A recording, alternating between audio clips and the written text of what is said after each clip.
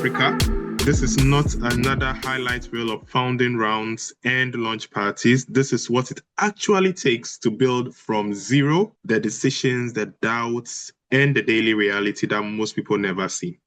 Today, I'm talking to Theophilus Arthur, founder of RateCardly. But before we talk about the company, I'd want to know about the person behind RateCardly.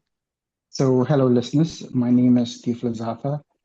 I currently lead product at RateCardly, and I'm also the CEO of RateCardly. For people meeting you for the first time, what are you building and why does it matter personally to you?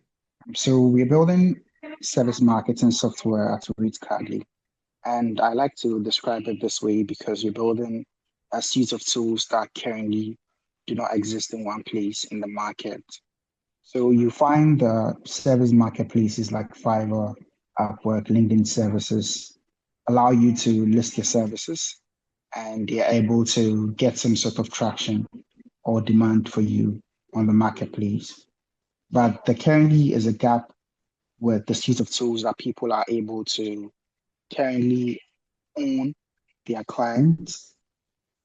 They are able to list their services in a place that is not run by algorithms. It's built for independent service providers. They are able to track all their payments. They are able to connect with their customers with a mini CRM. They're able to run some sort of campaigns and they're able to get data and insights into demographics and they're able to make informed decisions with that. Okay, is there a personal frustration you dealt with which made you build RateCardly? Well, I left ULSN and I think it was May um, or April 2023. And I personally wanted to start selling product management services. And I just basically needed something that I could list these services out on, that I could have a booking link and then I could have a portfolio link on that same page or on that particular service listing. And there was really nothing that could support the type of independence work that I wanted to do. So it was first a personal problem, and that's how come I decided to build RateCardly with my co-founder Emmanuel. So Emmanuel and I have been trying other things, but this became a very validated problem for us when we launched the MVP and other people could resonate with the problem that we were facing. I think I like the word you made there, validated problem. But before this startup, what experiences shaped how you think about work and ambition? Okay, I think that's a very good question. So I've not worked in corporates as much as many other people have. I think I did a few internships. I did my national service with the Architecture and Engineering Services Limited. So I have a background of civil engineering. And after my service, I did some independent work with Takura Construction back in Takoradi, where I'm from. But I think what really shaped my view on working was working with sales at the ULSN groups, the ULSN group. So I started out in a new career in sales where I was selling software, and I'll just simply go up to people and ask them if this was something they would want to use, and they just simply try to listen to their problems, and if there was that gap, I'll try and then plug it in with the solution that we were offering. But if that gap didn't exist, then it meant the solution like wasn't for them. So I think from the very onset, I could understand that the solutions that I may build in the future, you can't simply do meaningful work for every single person, right? You can do like very meaningful work for very few people or like a group of people, right? So you can't really try and then solve everyone's problem. So I think that really shapes the work I do. I read Cardly because from the onset, I know that what we are building isn't for every person. There's some people that still may need the marketplace solution. There's some people that really aren't our users at all. So if we're building for a specific group of people, we can focus on that and try and then do meaningful work for those particular group of people. All right. So I know our listeners can't see you, and everybody has this idea in their minds of founders being the next Mark Zuckerbergs and having a little bit of glamour and all of that. Beyond the headlines, how does early stage really look like? I don't think I have the glamour of Mark Zuckerberg or of like Jeff Bezos or anyone. Um, I'm just like a very I'm a very normal. I'm a typical person like you need. And early stages, I say it's very tough. I think that's the best way to describe it because there are lots of doubts that pop up, especially when you're not getting the signals. Signals in terms of how much time people are sacrificing working for you. And I've been fortunate to have some of the best teammates, and they're doing really good work. Some of the best talent. But I think that's really what early stage looks like. It looks very tough in terms of the signals and in terms of revenue. Your revenue isn't growing. It becomes a bit of, is this really the solution you want to be spending maybe 5 years on? Or maybe your users aren't growing in the way you've anticipated that they should, and you still have those doubts. Is this really um, a solution that has found a fit? Is it something that people would stick to? And is it something you should be committing, like let's say 5 years to? Yeah, was that the So yeah, hardest it's part you tough. expected, really, the revenue portion? Or there's something much harder than you've experienced in this founder journey? It's an interesting one. But I think starting out, I didn't necessarily think about what was going to be so hard, or it's just something that I wanted to do because personally it mattered to me.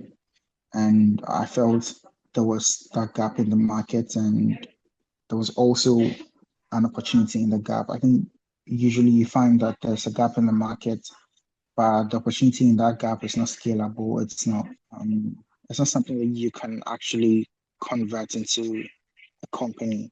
Like a side project, sure, you can build for several people, like even a handful of people.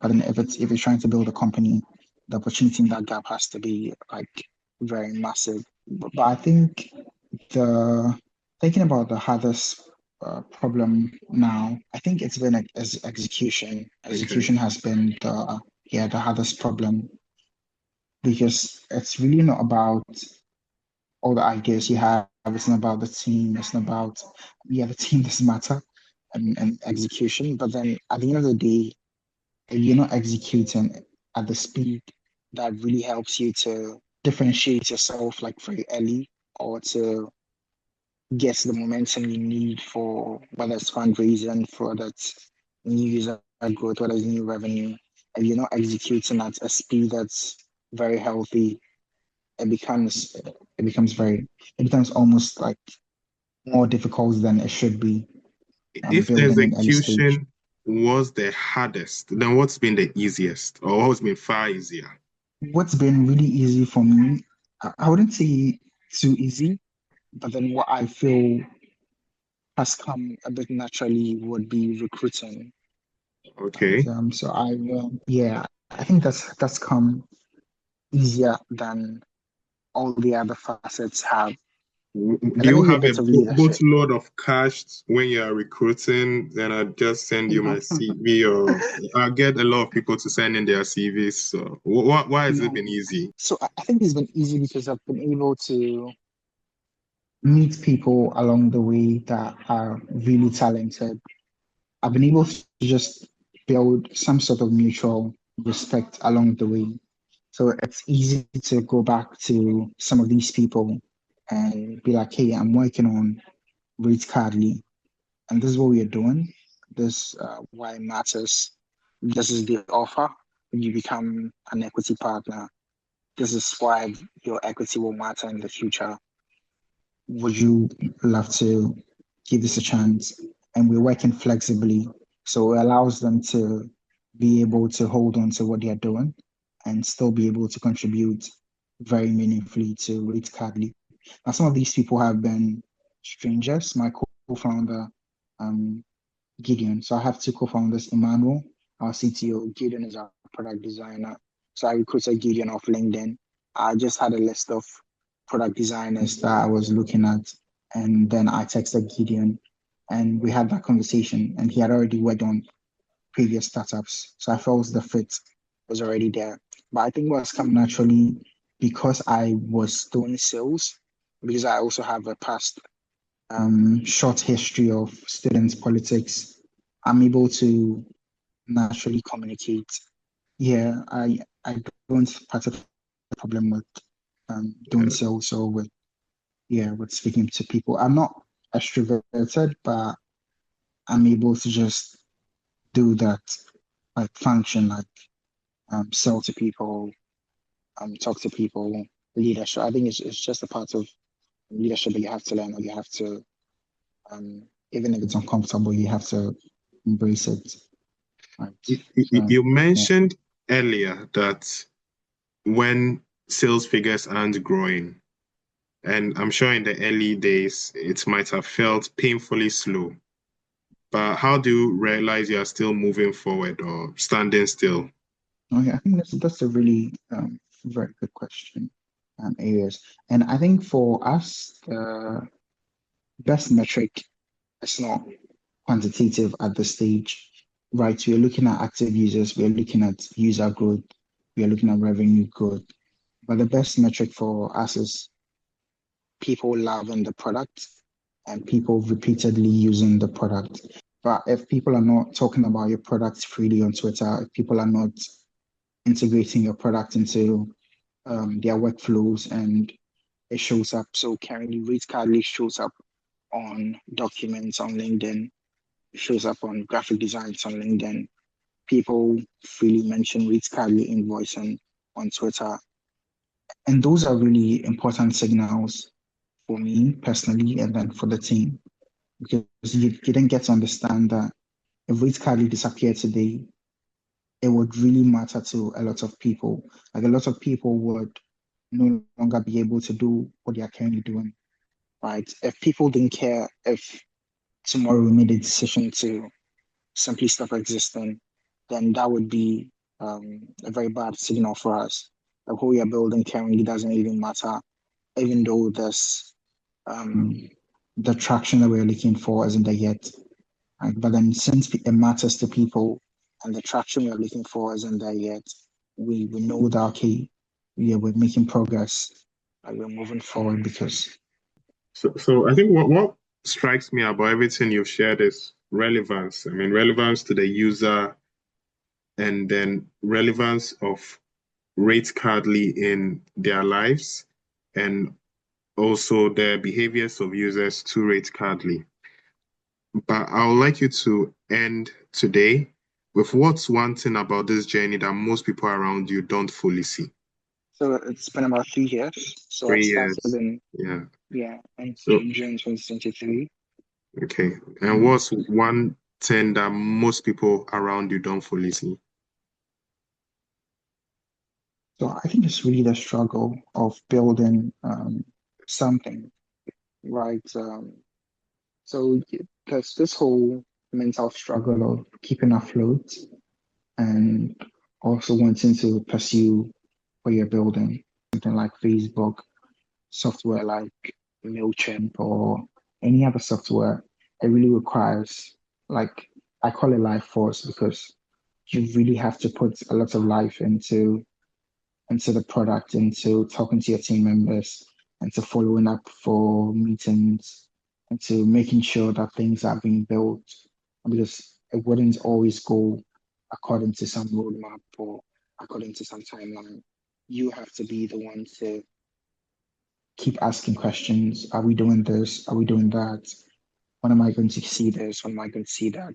So it's really the struggle between like both worlds, especially in my circumstance where I'm bootstrapping and it's not funded company yet, and the revenue isn't coming in such a way that you can get to pay yourself and then focus fully on the business. This is more of a skill thing. As it scales, revenue becomes easier, or it becomes more profitable. I think that's the best way to put it. And then you can now consider options of paying yourself. That's if we continue on the journey of bootstrapping. But because that hasn't happened yet in terms of the profitability, there will always be that struggle. Theo, thank you so much for being so honest about what this journey really looks like. For everyone listening, we are just getting started. Next episode, we are going deeper. If you're building something or thinking about it, I hope this conversation reminded you that you're not alone in the struggle. I'm Eli. This is Built for Africa, and we'll see you next time.